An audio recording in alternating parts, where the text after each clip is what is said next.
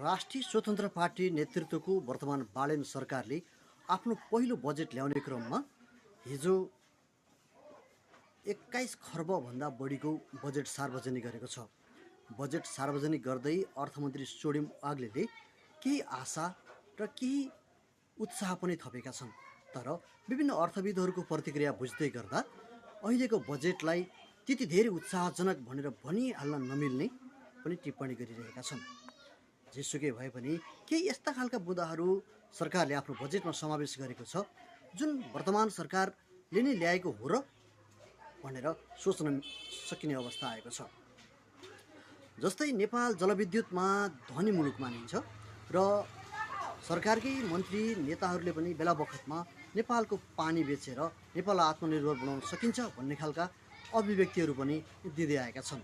तर पेट्रोलियम पदार्थको मूल्य वृद्धि हुँदै गर्दा बिजुली खपत बढाउने भनेर जुन जनअपेक्षा थियो त्यसको ठिक विपरीत 50 युनिटभन्दा बढी खपत गरेमा 13% भ्याट लाग्ने भनेर बजेटमा समावेश भएको छ। यो भने निकै अपेक्षित भन्दा बाहिरको विषय हो, अनपेक्षित रह्यो यो विषय। किनभने सरकारले विद्युतीय उपकरणहरूलाई जोड देला भन्ने अपेक्षा गरिरहँदा झन् बिजुलीमै न्यूनतम 50 भन्दा माथिमै भ्याट लगाउन तयारी गरेपछि यो भने डरलाग्दो विषय छ। जस्तै अर्को विषय रहेको छ, निजी अस्पतालहरूमा उपचार गरे बापत अब नागरिकले सरकारलाई 3% कर तिर्नुपर्ने भएको छ। यो पनि एउटा डरलाग्दो विषय हो, किनभने अहिलेका सरकारी अस्पतालहरूले मात्रै नागरिकहरूको उपचार थेग्न सक्लान् भनेर प्रश्न गर्ने ठाउँ छ। अझै अर्को विषय त के रहेको छ भने निजी विद्यालयहरूमा पढ्ने विद्यार्थीहरूले समेत सरकारलाई 3% कर बुझाउनु पर्ने भएको छ। सरकारले यस्ता करहरू किन थपिरहेको छ, यो भने अचम्म लाग्दो विषय पनि रहेको छ। त्यस्तै इभी गाडीमा सरकारले करलाई के गर्ला भनेर निकै चासोका साथ हेरिएको थियो। तर स्वच्छ पूर्वाधार भनेर सरकारले 130% कर लगाउने घोषणा गरेको छ।